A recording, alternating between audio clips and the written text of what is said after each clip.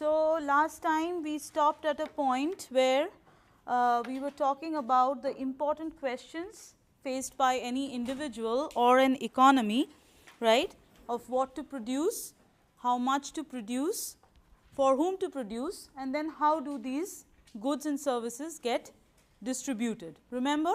Yes, we stopped at that point, those 4 questions.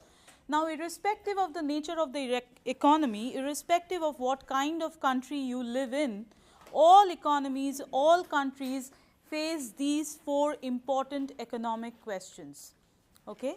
So, then the next question that arises is, why do countries, why do economies have to face this question?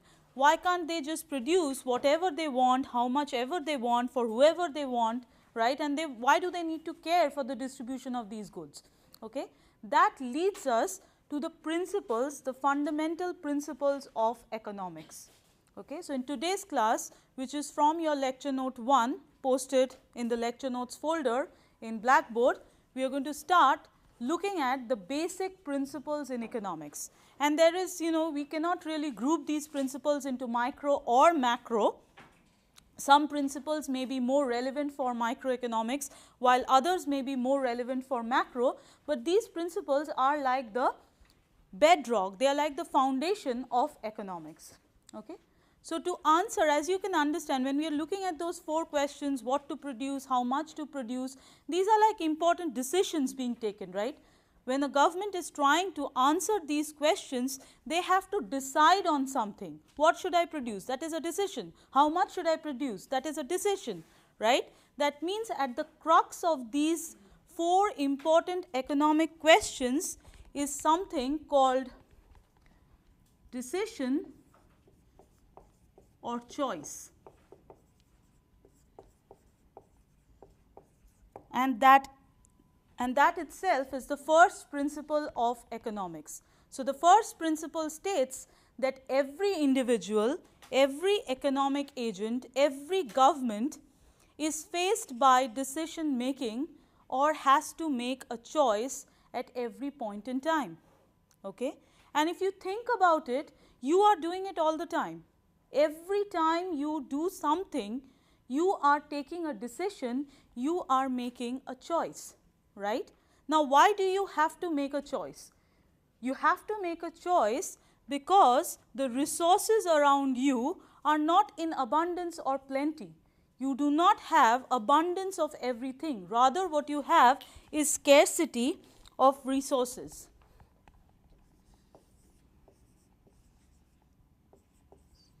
So, choices have to be made for scarcity. Okay? And scarcity of what? Scarcity of resources. What do I mean by resources? Resources is anything, a resource is anything that can be put to a productive use, that can be used for production. That is called a resource. In some textbooks, a resource is also called an input, sometimes also called an intermediary good. Intermediate or intermediary good. Different terminologies can be used in different books, but mostly the most common terminology is a resource. So, resource is anything that you can think of under the sun that can be used for production of a good or a service. Now, these resources, we categorize them into 4 major categories. The first is land, second is capital, labor,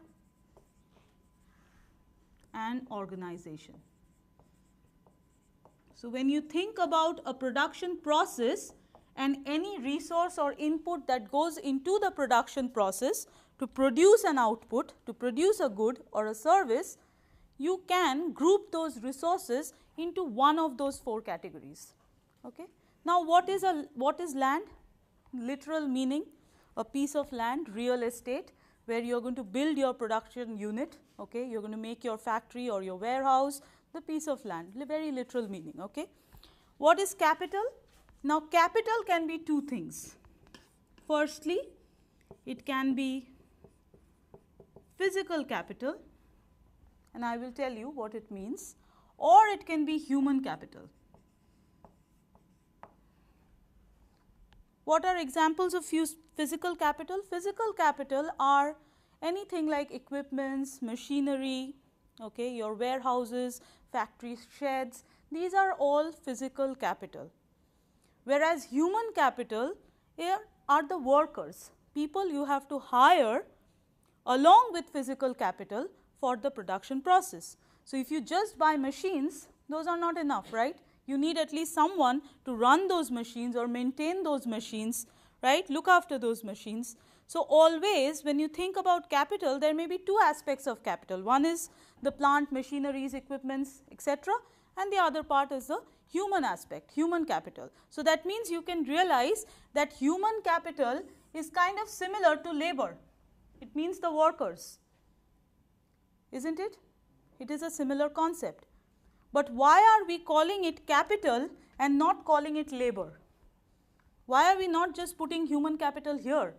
Rather, why are we putting it here? We are putting it here because there is a distinction between capital and labor. There is some difference between when you call a resource capital or when you call it labor. And what is that distinction? The distinction is that anything which is called capital is subjected to depreciation. It can wear and tear. It needs maintenance over time. If you buy a machine today, after 10 years, it will not work at the same capacity. There will be depreciation of the machine.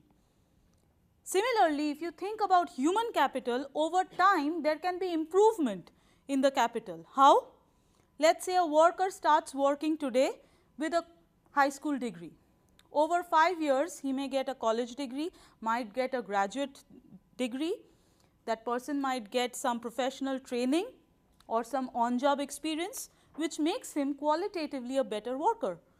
So, that means the capital or the worker that started working is improving over time, gaining skills, qualitatively becoming better. Do you see? That kind of sets the difference between a capital and labor. Capital is the resource which can depreciate or improve over time depending on the situation. Okay. Whereas labor is just, we are talking about the workers who work in the production process for some wages, and sometimes something more than wages, which are fringe benefits and stuff. We are not going to go into those details. Now, my question to you is, do you think human capital can depreciate over time? How? One person answer first. Yes. Exactly. So, human capital depreciates because they can get older or they can get sick over time, and hence they might also need maintenance, they might need to take more sick days, right, they might need medical treatment, right. So, human capital may also be subjected to depreciation, but we do not really use this terminology depreciation in the case of human capital. We use it more for physical capital in economics, and if you ask me why is it so, there is no precise answer to that. That is just how it is. Okay. So, labor, you understood, it is just the workers who work for wages and some benefits. What is organization? Organization is the entrepreneur himself. That means the strategy or the managerial skill that goes into production. It is not just enough to have workers, and it is not just enough to have machines. Somebody must decide in what ratio they must be used in the production process for maximum production, right.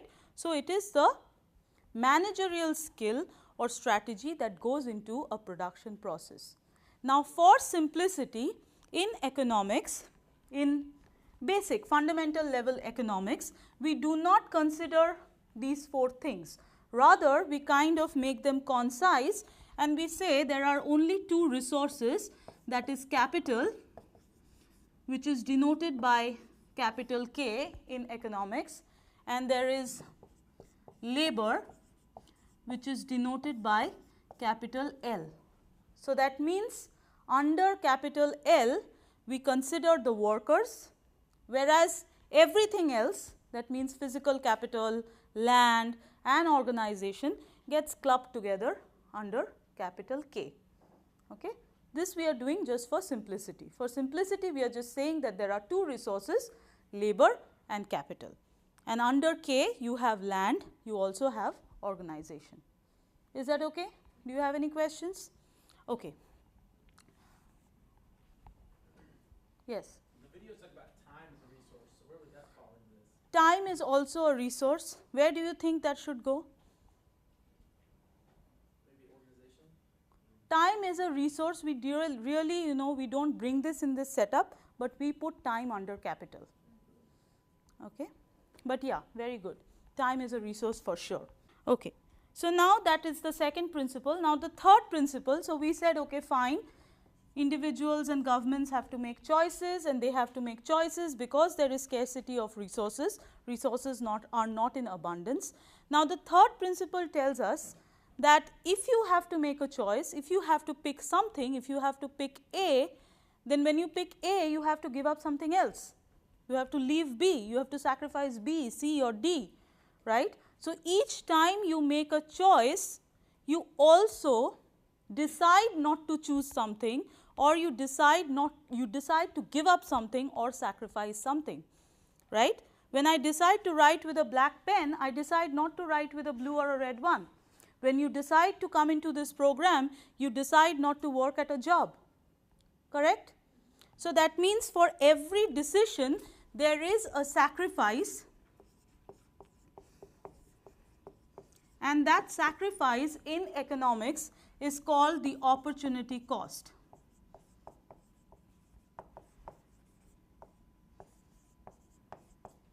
The opportunity cost. Okay. So what is opportunity cost? Opportunity cost is basically whatever you give up to do something, whatever you sacrifice to do something. Let's say you have a test tomorrow and you have to study for the test. You know that you have to study for the test this evening, but you also have a party this evening. So if you decide to study for the test, of course you have a possibility of earning a better grade on the test tomorrow, but you also give up the entertainment that you could have had, the fun that you could have had by going to the party, correct? So your opportunity cost of studying would be the fun that you gave up at the party. Fine? Is it clear? Now opportunity cost is also sometimes called the implicit cost. Now besides the implicit cost, is there any other type of cost? Yes, of course. There is explicit cost, which is also sometimes called the accounting cost, and that kind of sets the difference between economists and accountants. Accountants are bothered about explicit cost only, whereas as economists, we focus more on this opportunity cost. We think this is the real cost, this is the true cost of something, whereas accountants think the explicit cost is the real cost of something. And what is this explicit cost? Explicit cost is the green paper that goes out of your pocket. It's the dollar bills that actually go out of your pocket. Do you see what I am saying? For example, when you sit in this classroom, you also have to pay some fees. You are paying high fees for this program, and you can calculate exactly for these 3 credit hours how much are you paying for these 1 hour 15 minutes. That is your explicit cost that actually went out of your pocket. The salary that you gave up at your job that could have come into your pocket, you have sacrificed that, but that did not go out from your pocket. But this is something that is actually going out from your pocket. Do you see the difference between the two? So one is a sacrifice, whereas the other is a real expenditure. Fine? Now we in the economics class, we will, whenever we talk about cost, we are most probably talking about this, the opportunity cost, okay, because we think this is the important one, right. Now, so to take a decision, you have an opportunity cost. That means whenever you are taking a decision in your mind, whenever you are choosing something, what are you doing? You are basically doing a cost benefit analysis. That means you are weighing what are the gains or the benefits from that decision versus the cost of that decision. And mind you, the cost is that I am talking about here is the opportunity cost. That means you are thinking what can I gain versus what do I have to give up Probably all of you did that when you came into this program. It was not, you know, a one night decision. You thought about it. What will I gain after these 3 years in this program? And what will I have to give up during these 3 years, right? And that's obvious for all of us. And we do it for every big or small decision in our life, every time. Even something as small as studying for a quiz. If I put in 1 hour studying for the quiz, I am also thinking in my mind, okay, what is the benefit of making an A in the quiz tomorrow versus what is the cost of this 1 hour? Maybe I could have spent this 1 hour with my sick child. That's a cost. That's a sacrifice that I am doing. Do you see? So, always it is a cost benefit analysis before taking a decision. But in economics, we do not look at the overall cost and benefit. Rather, this cost benefit analysis or this decision making process happens at the margin. It's a marginal analysis. What do I mean by that? Marginal analysis. Marginal analysis means that we are asking ourselves the question how much. We are trying to answer the question how much, and we are asking that question for every additional unit of a commodity. What do I mean by that? I mean, how much will I benefit by putting 1 additional hour of study, or what is my cost going to be for 1 additional hour of studying. In this case, the 1 additional hour is a 1 unit of time. Similarly, it could have been some commodity. How much will I gain by consuming 1 additional candy, or what is my cost of consuming 1 additional candy? The gain could be the satisfaction. Okay, I have a sweet tooth, I love eating candy. The cost could be the weight that I put on, the calories that I gain, right? Yes. So, always in economics we are doing a marginal analysis in the sense that we are thinking about cost and benefit, but we are not thinking about overall cost and benefit. Rather, we are thinking about the benefits and the cost that is going to accrue for every additional unit of the commodity. And when I say commodity, it could also be time, okay, not necessarily always a physical good.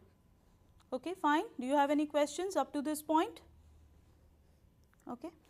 So, that means I will end up taking a decision based on this marginal analysis. I will end up taking a decision when my marginal benefit is greater than marginal cost. I will take the decision, and when the cost is higher, I will end up not taking the decision, isn't it? That is rational because we assumed crazy people away. On day 1, we said no crazy people in economics, all rational economic agents. So, if you are a rational person, if your benefit is more, you end up doing it. If your cost is more, you won't do it, as simple as that. So, that means what is the critical point? The critical point that means is marginal benefit is equal to marginal cost. That is a critical point. When the imbalance is created at that critical point, if one side becomes higher, you either take the decision. If the other side becomes higher, you do not take the decision. Is that clear? Fine. Now, I am going to digress a little bit. Now, this is something you will not see in your lecture note, but it will come later on. But I want to give you a little bit of introduction into it since we are talking about marginal benefit and marginal cost. Now, think about marginal benefit. Let me give you an example. Let us say you have done 1 hour of cardio. Okay, and you are extremely exhausted. Now, if you are like me, you will be exhausted in 10 minutes, but let us say 1 hour. You have done 1 hour of cardio, you are extremely exhausted, you come back, now you want a bottle of water, you are extremely thirsty, you are tired, you want a bottle of water. So, the benefit that you get from that first bottle of water, is it going to be super high or super low? Super high, because you need that bottle of water at that very point in time, it is going to be super high. Now, after drinking that first bottle of water, you are somewhat, your thirst is quenched, but you are still somewhat thirsty.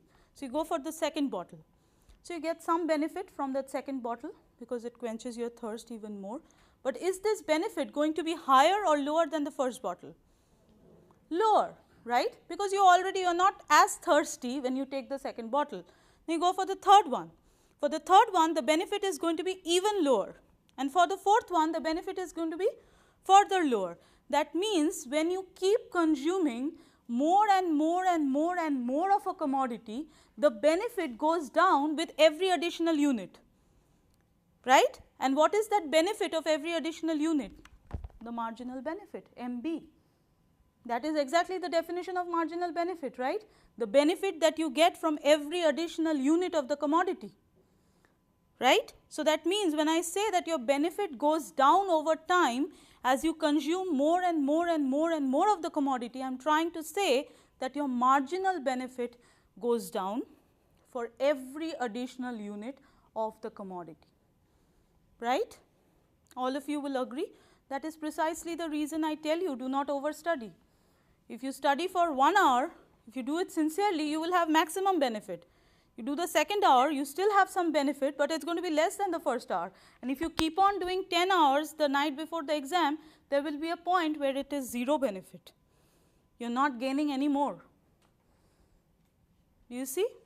So now, and all this is a digression, you won't find in the lecture note, but we are talking about it because we will need it later. How many of you have seen this somewhere? X-axis and y-axis, a two-dimensional graph. Is there anybody who has never seen this ever in your life, a two-dimensional graph? You have an x-axis, you have a y-axis, there is a x point, there is a y point, you can plot that point. Everyone has seen that? Okay.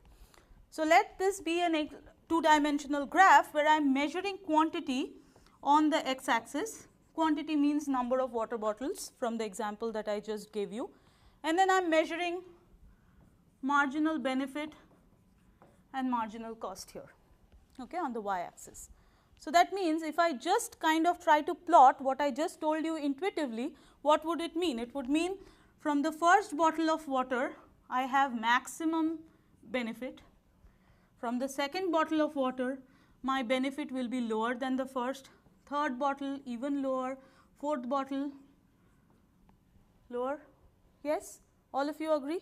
And if I try to plot a line, if I try to plot that relationship, then I am going to end up getting a line which is downward sloping, coming down, right?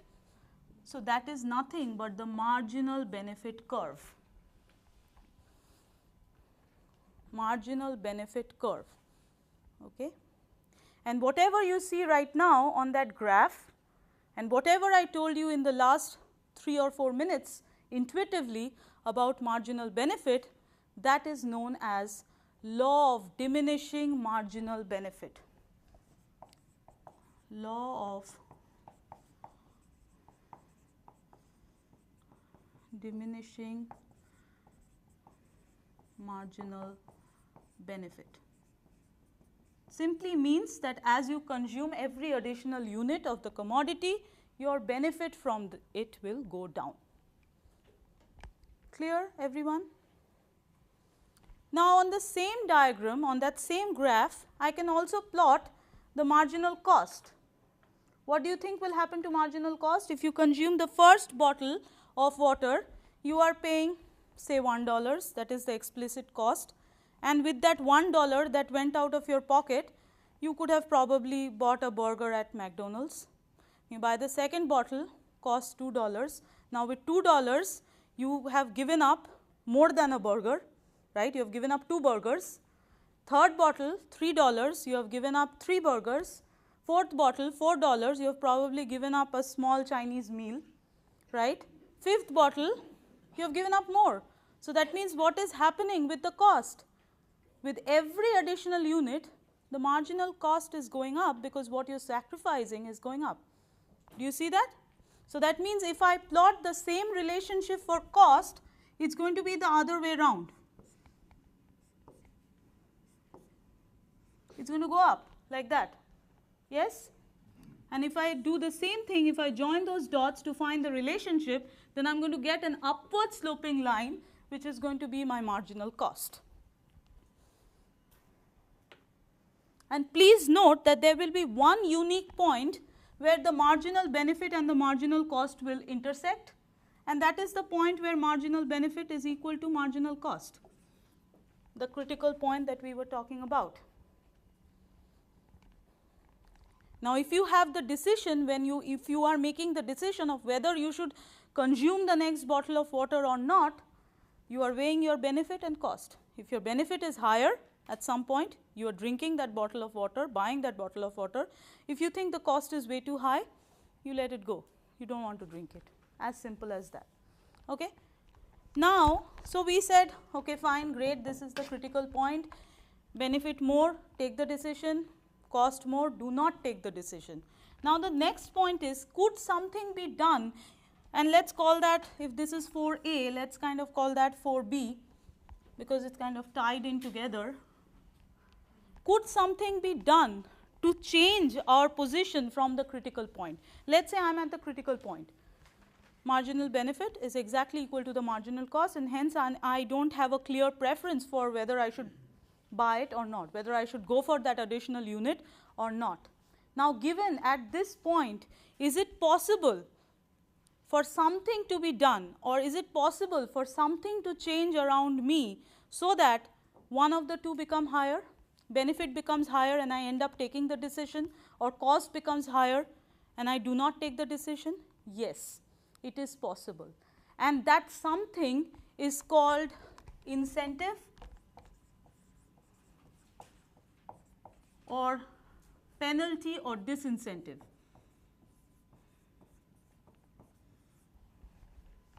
So, anything that raises the benefit or raises the marginal benefit is an incentive, and anything that would raise the marginal cost is a disincentive. Okay? And individuals respond to this incentive disincentive mechanism. That means, given an incentive, people end up taking that decision. Given a disincentive, they do not take that decision. And the example I am giving you, this is not probably so much pertinent for you guys, because you have something additional on your head, that is, you have to be in this class. It's a required course for PhD students. But let's say if I was in a class teaching undergraduate students, okay, and I want everybody to come to class because I have certain benefits of teaching a full capacity class rather than an empty class. So, my decision is to teach a full capacity class. Now, to fulfill my decision, I have to do something to make the students come, because students are at their critical point of MB is equal to MC. They are can go, may not go, okay, doesn't matter, Gen Ed course. Okay. So, if I tell them that from tomorrow if you come to class you are going to get $100, whether they are interested or not, they will come sit in my class and fulfill my decision. So, to fulfill my decision, I am doing that, giving incentive, right, and people show up, because now their marginal benefit has become way more than their marginal cost, right. Similarly, I tell them I am not giving you $100, but if you do not show up in class, I will take away 20 points every time from your final score. Now, what am I doing? I am giving a disincentive or penalty, but fulfilling that same choice that I made, making students come to class, right. And usually rational individuals, non-crazy people, will respond to this incentive or disincentive mechanism. Okay. Now, will this incentive or disincentive mechanism always work, or can it backfire? What do you think? Mostly does. In a country, in macroeconomic sense, in the bigger picture, it mostly does. Otherwise, there would be no problems to solve, right. The fact that we have so many problems, especially macroeconomic problems, is because this mechanism sometimes does not work the way that the government would want it to work. It backfires. And here I will give you a small story, okay, digress a little bit and tell you how it backfires. And this is something I read in Freakonomics, which is a very nice book, and it's also available, the videos are also available on YouTube if you want to take a look. So, this is about a small village in India, okay, and this village was suddenly infested with poisonous snakes, lot of snakes and people dying of snake bites.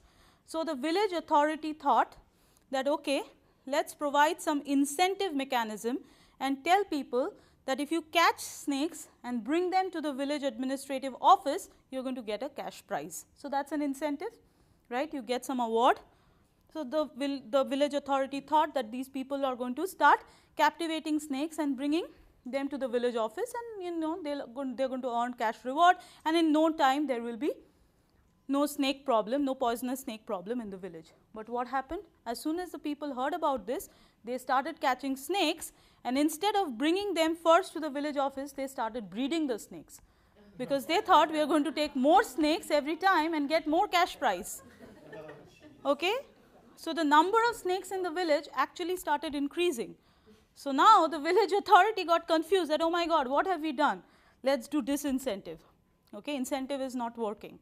So they said, okay, fine, now you're not getting any cash reward. Rather, if we find you breeding snakes in your home, then you have to pay a fine. You have to come to the village office and pay a fine. People got scared that, oh my God, we are not getting any money, and we might have to pay a fine. They let the snakes off from their homes back into the village. So what happened? The problem got aggravated. Now you have more snakes in the village. So neither the incentive worked nor the disincentive worked. So most of the times that can happen.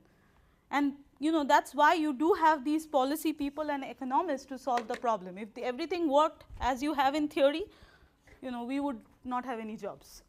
Okay? So that's about it. Now these 4 principles that we have on the board right now, these are called the principles of choice, because they are all related to this decision making process. It's called the principles of choice.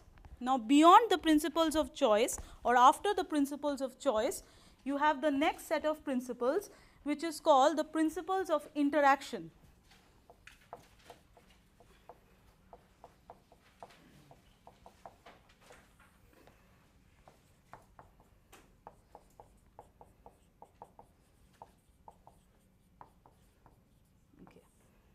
Principles of interaction. What does principles of interaction say? Principles of interaction says that, okay, every rational individual is making a choice, and by individual what we mean are economic agents. So they could be buyers or sellers with interchangeable roles. So these people are all interacting because they are not living in the jungle, right? We are all living in the society, so that means my choice is interacting with yours, hers is interacting with hers. So everybody, your choices are interacting, and even in the larger scheme of things, even in the economy, our choices are interacting. Now, if all of us tried to do everything, if all of us tried to kind of take a decision about everything, there would be a chaotic situation, right? With so much interaction. That means what is necessary through the interaction of choices is specialization. Specialization, sometimes also called trade, also called division of labor.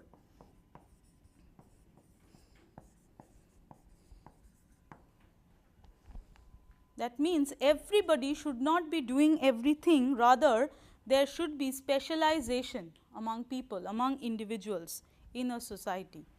I give you a group project, you have a group project at the end of the semester, 5 people in the group.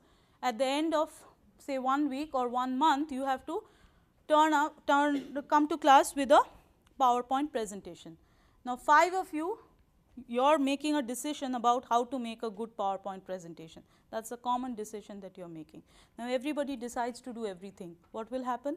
After 1 month, there will be chaos because there will be 5 PowerPoint presentations.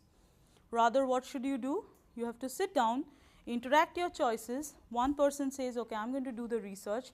2 other people say, okay, we are going to come up with the bullet points. 3rd person says, I'm good with graphics. The 4th person says, I'm going to put the slides together, so that eventually you come up with one good final product.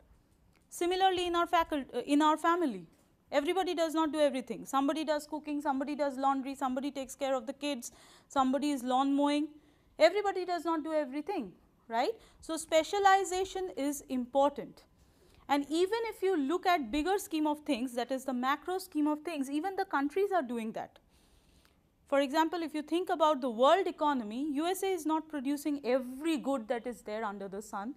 USA gets so many goods from China, from Vietnam, from India, from Bangladesh. Similarly, smaller countries get so many goods from USA, right? So countries are trading all the time. That means they are specializing in their production, and usually they specialize according to their own strengths. For example, USA would probably, make medical devices and things like that, which require a lot of technology and research, things like that, because it's a rich country. Smaller countries would probably produce agricultural goods, or they would produce something like garments. You see, clothes coming from Vietnam, Philippines, Bangladesh all the time, flooded at Walmart. So every country is not doing everything. They are specializing, and then they are trading with each other. So that means this is what lies at the crux of international trade. Okay? We are not going to talk so much about international trade in this healthcare econ class, but you must understand that this is the principle that is working behind that. And it is just not working in the global economy, it's working in your day-to-day life also. Specialization is working. But why would people specialize? Why would people be ready to specialize? Because it has some gains. There are benefits from it. And that is basically called the gains from trade or gains from specialization. So when people have interaction of choices, it leads to specialization, and specialization usually will lead to mutually beneficial gains for the people. Is that okay? Now the next principle, so this is the fifth one. The sixth one says, where will this interaction take place? Where does the interaction take place? Where do people interact? Okay, is there a special name for it? Yes. In economics, we consider that there is an institution where this interaction of economic agents would take place, and this institution is called the market. So market is basically a place or an institution where the economic agents come and their choices interact. And who are these economic agents? Remember, these economic agents are divided into two categories, buyers and sellers. So market is an institution where buyers and sellers interact. Buyers will come with their decision of buying, sellers will come with their decision or choices of selling, and these will interact, and finally they will reach a point of agreement where buyers get what they want to buy, sellers sell what they want to sell, and that point of agreement is called an equilibrium point. Equilibrium. And that is denoted by capital E. So equilibrium, what is equilibrium? Equilibrium is nothing but the point of agreement between buyers and sellers. It is where they both have decided to settle the deal, buy and sell. And the objective of every market, the objective of every interaction between a buyer and a seller is to move towards this equilibrium. So the sixth principle is that markets will move towards equilibrium. Remember when I told you about free market? I said, what is the purpose of a free market? Free market, the purpose is there will be interactions in such a way between buyers and sellers that they are able to resolve their fight and reach a point of agreement. Now you have a name for that point of agreement, that is the equilibrium. And usually all markets will try to move towards that point of equilibrium. Okay. Now can markets fail? Means, is it possible that markets are not able to reach a point of agreement by themselves? Yes. And that would be called market failure, like I told you. And whenever there is market failure, what will happen? What will happen if there is market failure?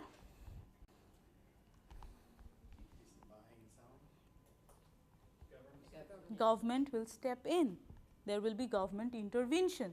So whenever this does not happen, whenever this market does not move to an equilibrium, what you have is a market failure, and whenever there is a market failure, the government will go into the picture and try to settle things, government intervention. Now there may be several conditions under which a market failure takes place, okay, different reasons for market failure. We will not go into those details of market failure. We might need one of those reasons, or actually two of those reasons later on, when we do the health insurance market. but we will keep that out of the picture for now to keep things less complicated. So, on your lecture note 1, you may see some 3 or 4 reasons given for market failure, something like externalities, public goods and things and so on and so forth, asymmetric information. Skip that part for now. Skip the reasons. You do not have to look at the reasons for now. We will come back to it when we need it. Okay. For now, you just know that if the market fails for whatever reason, the government steps into the picture and tries to settle things, tries to restore equilibrium in the market. Now, when the market goes to an equilibrium, when the market reaches an agreement, whether by itself or through government intervention, whatever the way may be, the resources in the market have been used in such a way, have been exploited in such a way that both these groups, the buyers and the sellers, are all happy. And this happiness, this state of happiness is also called efficiency. So, this state of happiness is also called efficiency.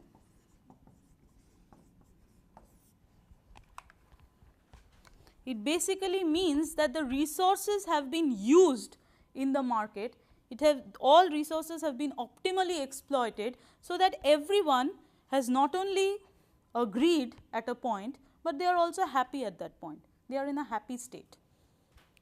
So, another word, technical word for this happiness is efficiency. Okay. Now, what is the formal definition? So, if everybody is happy, if at the efficiency point, if everybody is happy, what does that mean? If you try to move away from that point, if you try to move away from that efficiency point, what are you trying to do? You are probably trying to give a little more happiness to one of the groups, but you can only do that by making the other group somewhat unhappy. So, that means efficiency is a point where if you try to make one person better off, you will have to make the other person worse off. It is not possible to make both parties better, because all resources have been used optimally, and after it has been used, this state of happiness has been reached, this efficiency has been reached. Now, if you try to tamper with this point and try to give a little bit more happiness, a little bit more resources to one group, be it the buyers or the sellers, you obviously have to give less to the other person. Do you see what I am saying? Right? Now, I have $10 in my pocket, 10 $1 bills, and I have decided to give those $1 bills to 10 students sitting here. I walk in, the first 10 students who come to class, I will give them $1 bill each, and I have given that out. Now, I do not have anything. Now, one of those 10 students comes to me and says that I need an extra dollar because I have more need than the other person, and maybe that is true. Maybe that person is really needy, but to give you that extra dollar, I will have to take away a dollar from somebody else, because I do not have anything. I have used the resources that I had. Now, if I try to make you more happy, then I have to make the other person sad. Do you see what I am saying? Yes? Now, does it mean that efficiency is guaranteeing justice or equity? No. Probably equity, it would have been equitable or fair if I gave that dollar to the person who was needy, because maybe the other 9 people do not need that $1. They are probably keeping it in their pocket, but this person probably really needs that dollar to buy the next meal. But I am not doing that, I am just going for efficiency, right? I am not going for equity. Do you see what I am saying? So, efficiency does not mean justice or fairness or equity. They do not mean the same thing.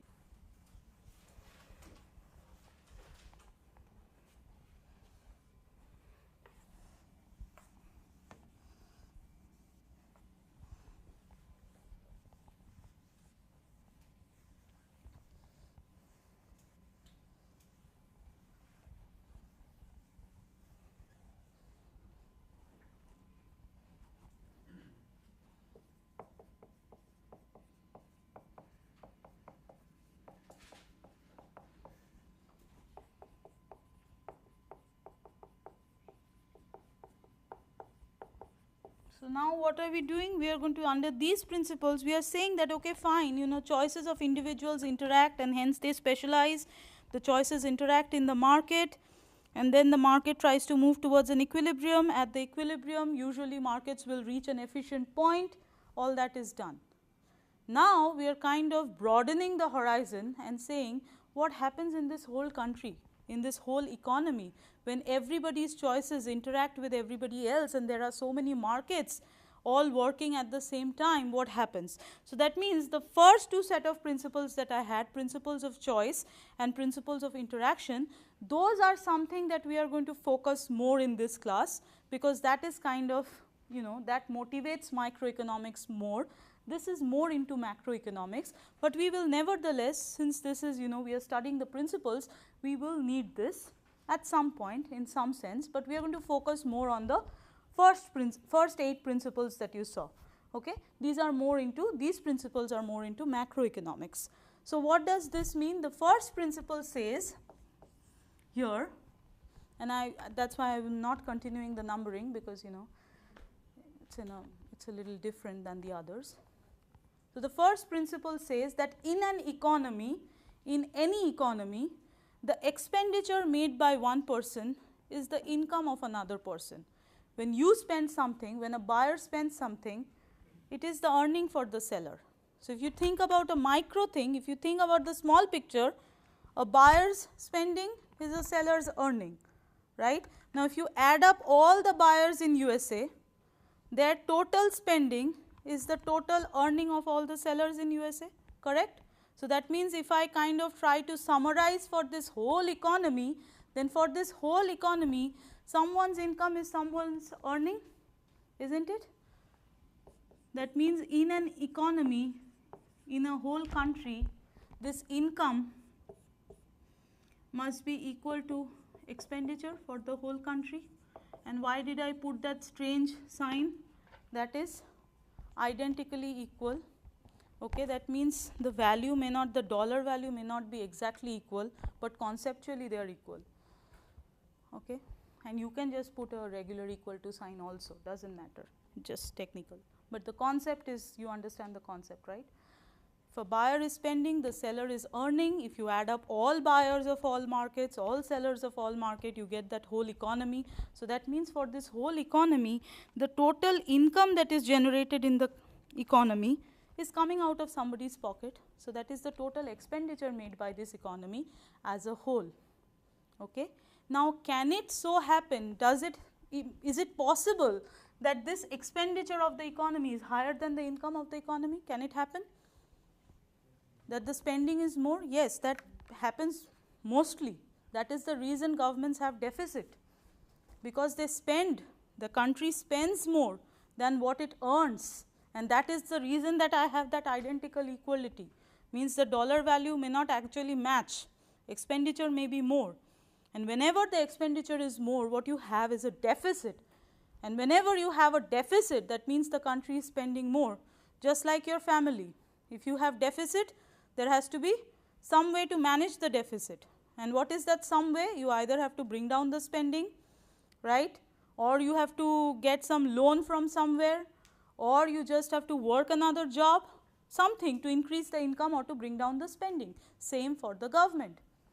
And those are, that's something which is done to manage this income and expenditure situation, that something is called macroeconomic policies.